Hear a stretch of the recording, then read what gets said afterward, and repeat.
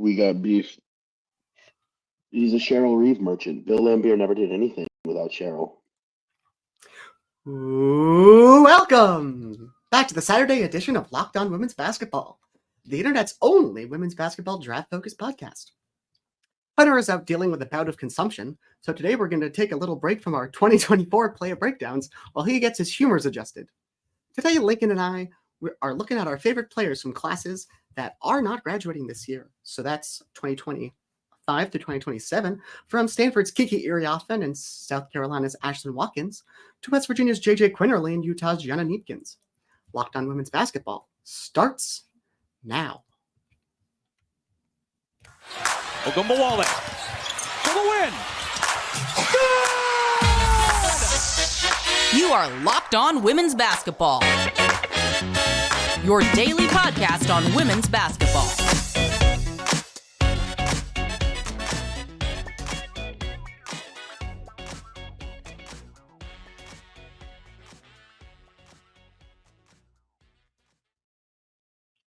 Welcome. You are Locked On to Women's Basketball. Thanks for making us your first listen every day. We are free and available wherever you get your podcasts and on YouTube. Although, starting in April, Google Podcasts will no longer exist. Good to know for me specifically. My name is Em Adler, and I'm your Saturday co-host covering the WNBA Draft and other things around the league and the game behind the game. My co-host today, Lincoln, is our biomechanics boy, and he contributes to our WNBA Draft coverage over at The Next. Today, we're going to be talking about, as I mentioned, just, taking a break from being in the muck and the mire from the classes we've been talking about and really getting into just having some fun with players that have yet to come out. So, Lincoln, yesterday during the Ivy League games, I was doing some work, came up with Hannah Jump's profile. I got that all written out. Did you know, and this is completely off topic, but did you know that she has shot 44.6% on open catch and shoot threes this year? And it's brought down her career average significantly? That is very funny. Lincoln, for the purposes of our shooter. Speaking of which, for the purposes of our audience, Lincoln, how many threes in a row would she have to miss from beyond 25 feet to bring her career mark below 40%? Several, quite a few even. It's 5. If she misses 4 in a row, she is still, again, for her career, on over 200 attempts, over 40% from 25 feet or deeper. She has hit 30% of her 30-foot threes or deeper. It's a stupid player. Speaking of random players who can shoot really well and are fun to watch, Lincoln, who's the first player you got for us today? My first player that I'm going to talk about is Gianna Neepkins at Utah. Also an incredible, hilariously good shooter. Do you want to guess what she shot on open catch and shoot shots as a sophomore in 2022? Open catch and shoot shots. It feels like we're talking 45%. It's a 48% actually. Just another guard who is just an absolute incredible shooter. One of my favorite players to watch during Utah's Sweet 16 run last year, and she's been out for all of this year with injuries. Not all of this year. Really she played 6 games. She played just enough minutes that if you're on CBB Analytics, she is qualified to be the most efficient scorer in college basketball. Yes, she has something like a 72% effective field goal percentage this year in 6 games played, which is what happens when you make 50% of your threes over a 6-game span. She's not a great defender, but she can score in every way you can think of. And she had a really good start to the year before getting hurt. She's been playing in Utah's really fun system, and I'm really excited to watch her be their first option next year, with Alyssa Peely graduating. Yeah, I mean, that's going to be interesting. She's someone who, approaching it from sort of the draft perspective, she's someone who, I think we watch and we just sort of hope. We really watch with an eye and like, can we just sort of manifest that she is building up some sort of skill that really, carries her to the W? Because again, like you said, she's just so damn good as a shooter, whether it be the pull up out of the pick and roll, whether it be, these movement shots. She's so good at moving. She's so good at, being able to take advantage of the lanes. For me, she's an incredibly fun college player. I don't know if I see anything there necessarily as from like a draft perspective, But as far as any of that archetype that they have at Utah, which they seem to endlessly spawn, Yeah. they have her, they have Candy McQueen. Last year, somehow accidentally, one of them ended up at Wisconsin, and Lynn Roberts made sure to correct that pretty quickly. They made sure that God's mistake was corrected, and now Mady Wilk is there shooting probably over 40% from three. Wilkie, one of those two. And yeah, I mean, look, it's a fun system. They're going to the Big 12 next year, so get ready for them to play Baylor, whatever that's going to be. What do you think about her in terms of what is the I guess sort of distance between her and a board for us? That's a good question. I think that it would take some sort of leap in on-ball playmaking for her to get onto our board. The shooting is great. On-ball playmaking or defense, that's, I think, what's keeping her from being more looked at as a long-term prospect. Yeah, I mean, that's probably where it is for me too. I mean, like you said, if you can get there with the, she's good enough at using pick and roll screen. She's good enough at, setting up the defenders to open the pass, even if it's not, the most impressive passes we've ever seen. So, I mean, you get there on the drive and the finishing, or you get there on the defense. I think, I'm totally there with you. Sticking with that class, a player who I think we've both actually talked about on this podcast, and we've become, I would say, very, very interested in as the season's gone on. That is Stanford center/big Kiki Iriafen. For those of you who don't know, we actually found out yesterday, Kiki Iriafen, same wingspan as Cameron Brink. Notable center prospect, Cameron Brink, was long and blocks everything.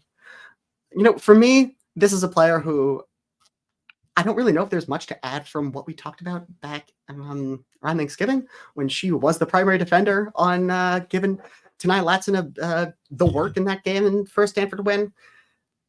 She's just super fun. And I think what we've been lacking, or at least in our vision, we've been lacking the past couple of years, is these really top end big impact prospects. We had Aaliyah Boston last year.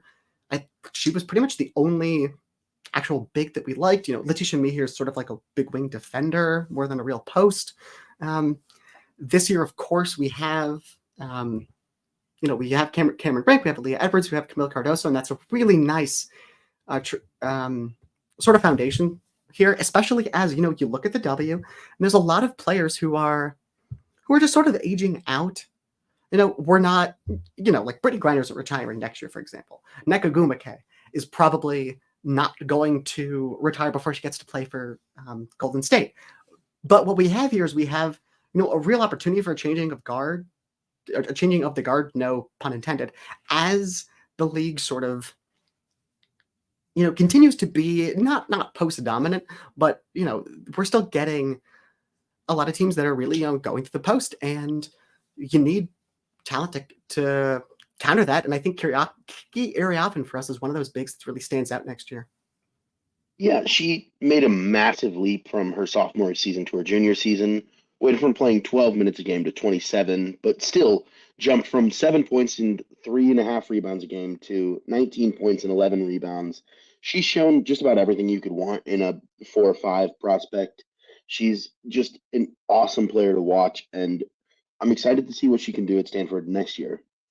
Yeah, it's hard to watch her and not just see the athleticism really popping off the page. The way that she is able to go at some of the best post defenders in the country, and just the first step for someone who, can and probably should play the center, play the 5, play the center role at times. It is unbelievable. I think the only thing that really gives me pause is sometimes she tends to fall in love with the mid-range jumper. But again, for someone of her size, it's unblockable. She's got good touch. It's not as efficient as going to the rim, but she's got really good touch. It keeps defenses honest. She's got a nasty jab step. And, if I'm curious, we've obviously seen her on-ball defense. I'm curious what you think about her rim protection and her help. I've seen flashes. I don't know about you. Yeah, she's not necessarily going to end up in a position where she's going to be a primary rim protector this year at Stanford, because they have the best primary rim protector in the country there. And, her block numbers don't pop off the page, but she's just usually in the right spots. Mm-hmm. She's a very fundamental player, and she does things that you want to see, and it's definitely something to keep an eye on moving forward. Absolutely. And as she moves into that primary role next year, Stanford always has good talent, but I think next year is going to be a very interesting test in terms of, how much Kiki can handle on both ends. Can she become what Brink has been the past couple of years? Mm-hmm. And, can any of the freshmen take a step forward? I'm interested in Courtney Ogden. I think Nunu Agara has definitely shown flashes, as has Chloe Clardy. But I think that is really going to be the thing, is can she really expand that, not only the usage, like you said, but also I think the level of rim protection responsibility is going to be very interesting. And coming up after the break, we'll talk about some of our favorite sophomores in the country, and that I think might be the most interesting class left.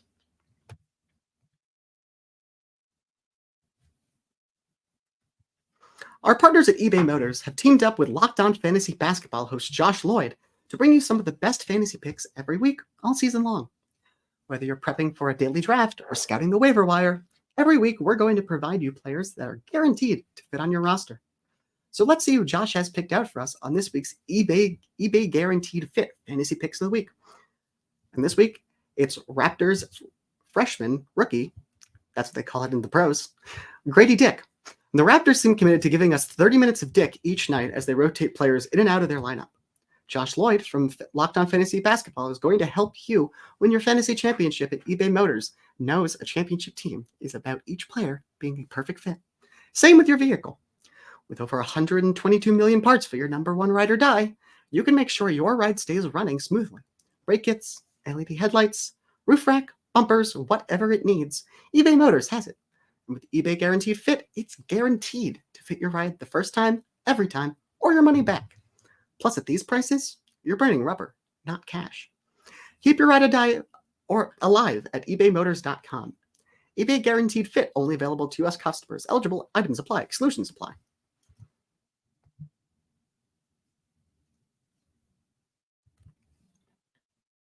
As you know, Locked On has launched the first ever national sports 24/7 streaming channel, Locked On Sports Today. Baseball fans, mark your calendars for March 20th at 7 p.m. Eastern Standard Time for the best MLB season preview coming exclusively to Locked On Sports Today. On March 20th at 7 p.m., be the first to get local insight from the MLB local experts at Locked On Podcast Network. Find it on March 20th at 7 p.m. Eastern Standard Time on the Locked On Sports Today 24/7 streaming channel on YouTube or the free Amazon Fire TV channels app. So going back to our topic of sophomores. Lincoln, first question. Sophomores, are they too soft? Great question. I don't know the answer to that. Coming up next week, freshmen, are they too fresh? In the meanwhile, we're going to talk about, Lincoln, I think probably all of our favorite, I can't speak for the listeners, but I can speak for you and me. I think our favorite, not the best, but definitely our favorite player in the 2026 class, that's Ashlyn Watkins. Lincoln, who is that? Absolutely. She's the best athlete in college basketball, even beyond the dunks. She's South Carolina backup big who is 6'3" with a massive wingspan. 6'8". And yes. And the offensive touch is rough. The free throw shooting is bad. But who cares? She might be like a generational defensive prospect. And we love defense. And we love blocking shots, and we love people who are incredible lateral athletes and probably the most explosive vertical athlete since, like, Brittany Griner. This is just an absolute monster of a defensive prospect who is so fun to watch. We love him. I have people coming up to me telling me, Ashlyn Watkins, she is the best defender we've ever seen. Ashlyn Watkins. Come on. We've never seen anyone like her. You got grown adults crying to me about Ashlyn Watkins' blocks. I mean, have you seen it? Lincoln, did you see the block she had against, who was driving to the rim? It was against, I want to say it was against LSU, but it might have been in the game they played before that in the tournament, where she had that sort of weak side. She comes in from the weak side corner and literally in a help assignment blocks off the backboard. Do you know what I'm talking about, Lincoln? Like, yeah, I remember that one. That's just absurd athleticism on the weak side. Yeah, I don't think we've seen an actual defensive player with this combination of length and athleticism since. Is there a sense? There might not be a sense. Yeah. And I think we're all pretty bullish, you, me, and the unfortunately estranged Hunter. We are all pretty bullish on her ability to hold up at the 5. And I think, if W teams agree with us on that, then there's really something here. And not just in the way of, we have sort of a quote unquote small ball center, but she actually just has a long wingspan. That is what's going on here. But it's also the way she's able to move in space on offense, her understanding of moving around through the post and through the mid-range, her very increasing ability to attack off of little Nash kick-out passes and dump-offs and get into, like you said, the touch around the rim isn't great, but you don't have to hit 70% around the rim. You got to hit, 55 is meh. If you can hit 60, for the defense that she's at, that's exceptional.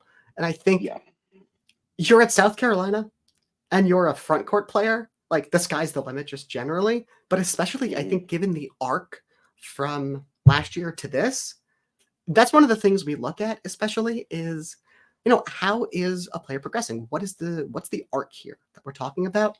And I think with Ashlyn Watkins, we're talking about a player who had some interesting flashes last year, but was just sort of a very raw athlete to someone who is who really should have been an all defense player in the SEC.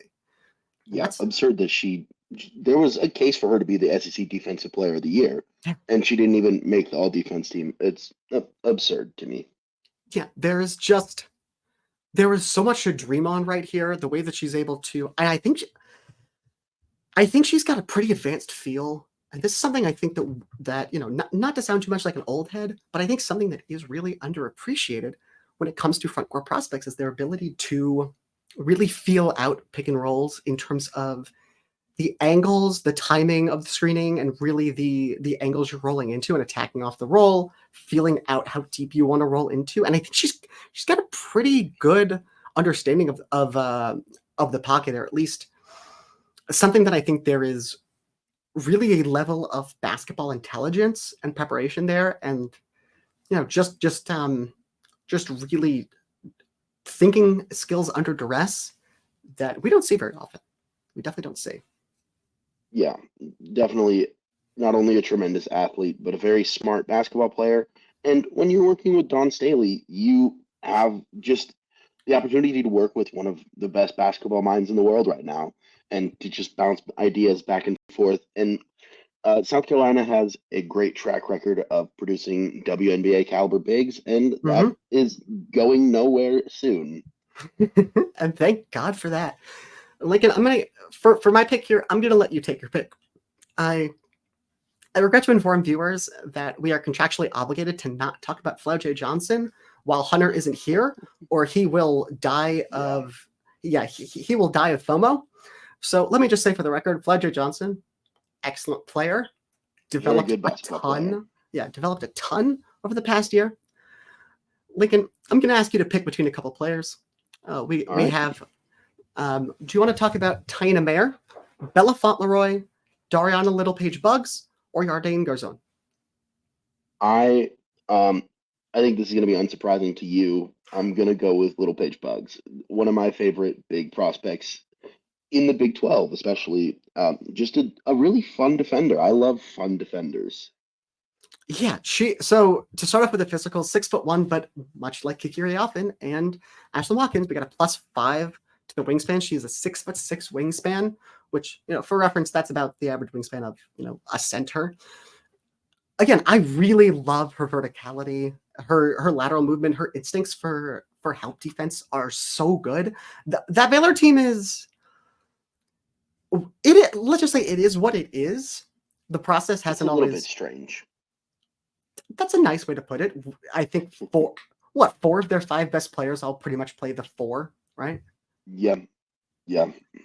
And, obviously, Littlepage Buggs is one of them. But I think the way that she is able to really make her ability to solve these movement problems in space in terms of closing space, providing, such active skating, these rotations, these improvisations, tracking on and off the ball, the reads on help, her activity, her hand-eye coordination. It is kind of crazy, I think. And it's one of the things,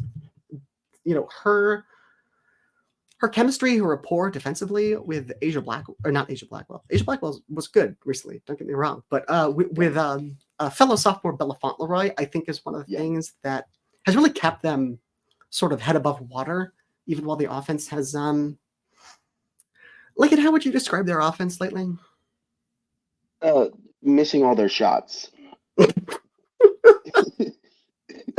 Which is not what you want an offense to do. Generally, no. Generally, no. That's not what Bugs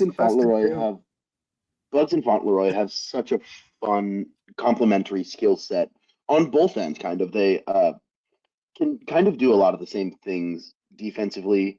And Fauntleroy is a much better shooter offensively, which allows Little Paige Bugs to play on the block where she's a little bit better. She's a little bit raw offensively. But, if you want a little bit raw big who's a defensive talent anywhere in the country that's not South Carolina, it's with Nikki Cullen.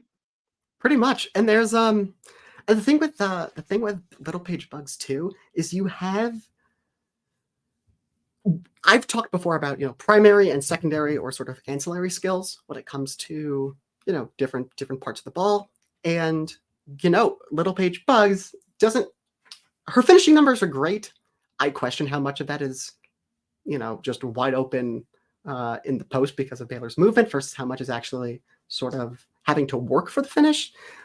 But that's not, I think, something that we really have to question. But she has such great secondary skills. She is, I think, probably the best passer in the country at her height, or at least at her listed height. She's probably the same height as Juju Watkins. But yeah, at her listed height, she's probably the best passer in the country. And again, she has that sort of, and it's the thing that we've really learned from, I think, what for me, not for you, but for me was a miss with Shakira Austin. And we've, looked for and seen pop up since, is how much a feel for interior off-ball movement matters for bigs in terms of setting themselves up for easy looks. I'd argue it's one of the 3 probably most important things that there is. That's one of the reasons we're super high on Aaliyah Edwards, for example. And Little Paige Bugs, I think, has an unbelievable movement patterns in there, and the ability to just, read the defense, read her handler, and really just set everything up. It's so good. And after the break, we will get to probably the most exciting class that there is in college these days, the freshmen.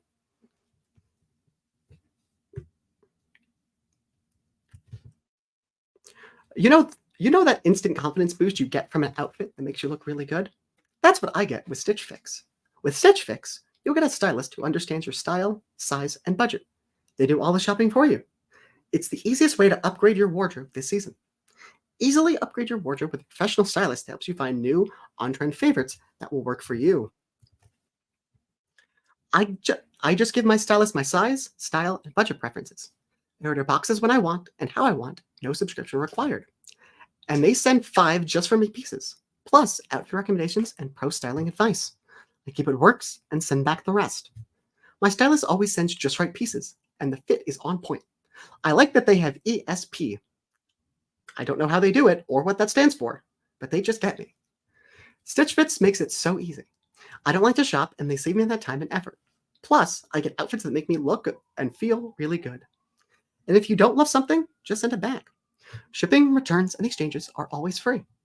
Style that makes you look as good as you want to. Get started today at stitchfix.com/lockedon. That's stitchfix.com/lockedon. And in case I can finally figure out how to say it, it is stitchfix.com/lockedon.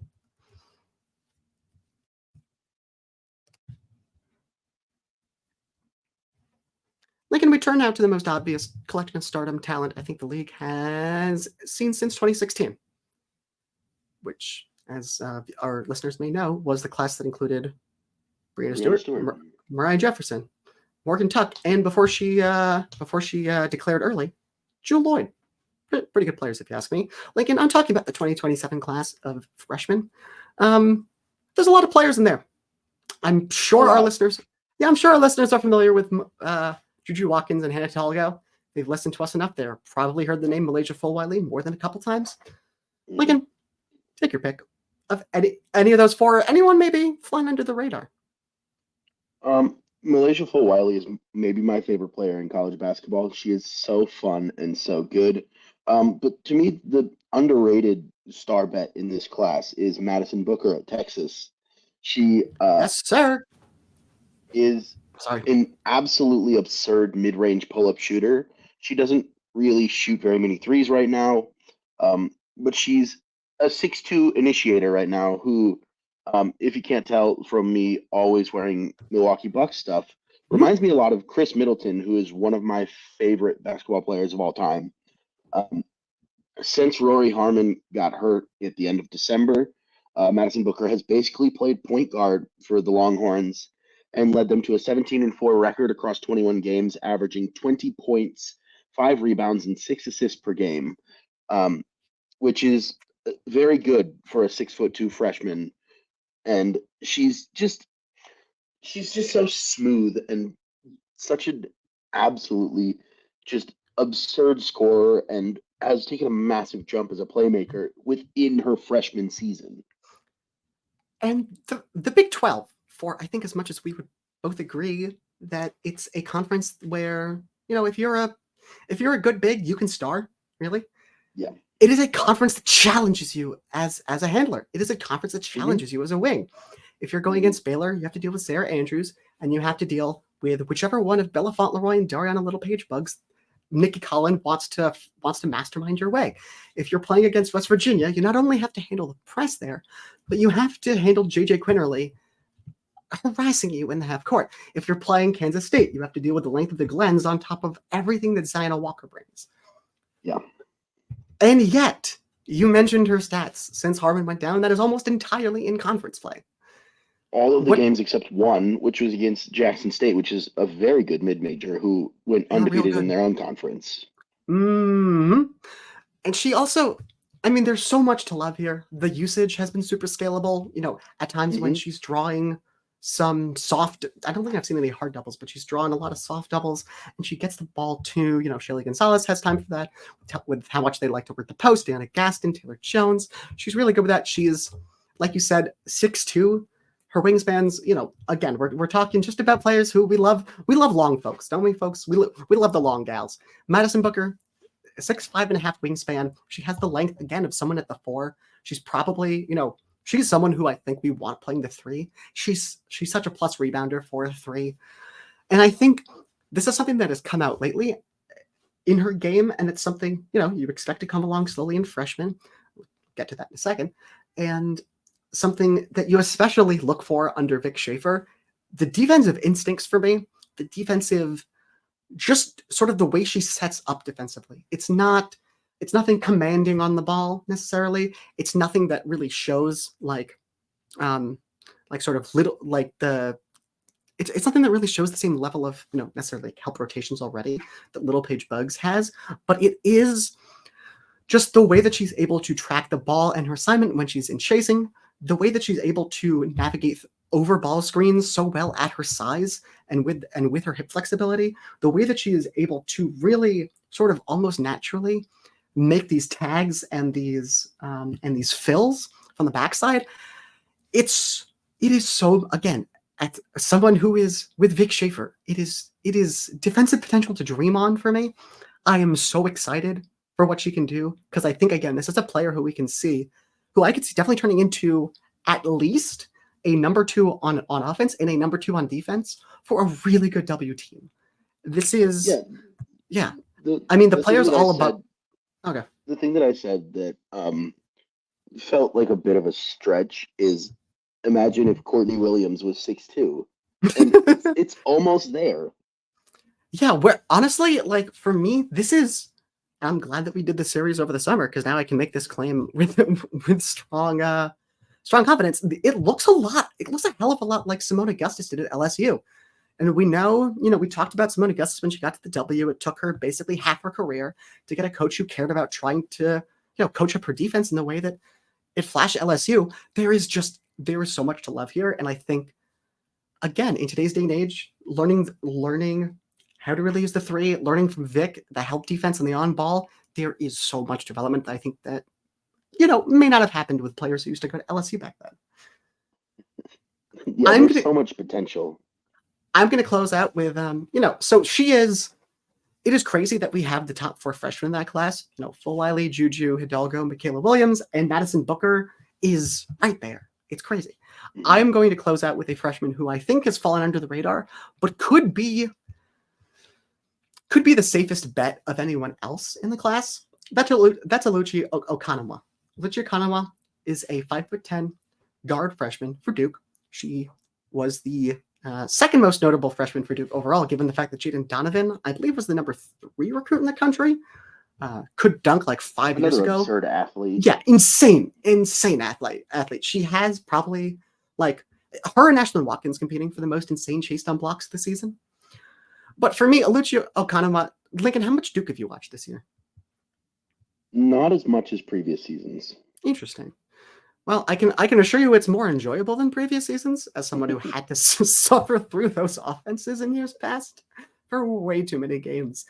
But for me, Oluchi Okanwa probably has the best first step in the country right now, the way she's able to blow by absolutely anyone. You don't see freshman guards who defend the way she does. The ball pressure plus the ball denial, but without, dying on back cuts, without dying on the just incredible ability to stay on screens, frustrate players in the drive. A lot of freshmen tend to have fouling problems. It is what it is. If there's anyone that I think you're going to really learn how to rein in the defensive end on, if it's not Dawn, it's got to be Kara at this point for me, probably. And, she is, I don't really know how to describe this. There's an anecdote that I was told by one of the beat writers at Duke for the student paper, the Chronicle. Award-winning journalism, I might add. For where basically in the preseason, in sort of fall workout camps, Kara repeatedly got insanely mad at her team during scrimmages because, and she was yelling at the guards for not boxing out because Oluchi kept grabbing the boards, and she was like, "Come on, how are we not boxing out? We're trying, we're learning fundamentals here." And then once the season started, Kara was like, "Oh, that's why we can't box her out, because no one can." I think that she's got to be maybe the best inch for inch rebounder in the country. If again, it's not Ashlyn Watkins. And, this could be, I think, a really generational guard defender specifically. The 3-point shot, it looks like it shouldn't be falling as much as it is. But again, with that first step, with the ability to get downhill, there's a lot of potential here. And I think that's a name that we're going to be talking a lot about in future years. Lincoln, before we get out of here, any other names you want to add? Any other names that the audience should know? We all love guard defenders here, so I'm just going to add 2 of my favorite, JJ Quinterly at West Virginia and Kiki Rice at UCLA. Both very fun players. Both have taken leaps in their shooting and with what look to be reworked, improved mechanics. Quinterly just won Big 12 Defensive Player of the Year and is on her 3rd coach in 3 seasons at West Virginia. But hopefully Mark Campbell stays for a 2nd season and she can have some stability and actually get to improve her offensive game, which is she's a very fun basketball player, but her value is definitely coming on the defensive end right now in that aggressive press system at West Virginia. Yeah, I would say that we definitely plan to talk about her today. Fortunately, we didn't quite get there, but there is always future pods. And on that note, thank you for making Locked On Women's Basketball your first listen every day. Join the team at the next week for continued coverage of women's college basketball. Make your second listen Locked On Sports Today, the first ever national sports 24/7 streaming channel on YouTube. Have a great rest of your weekend, everyone.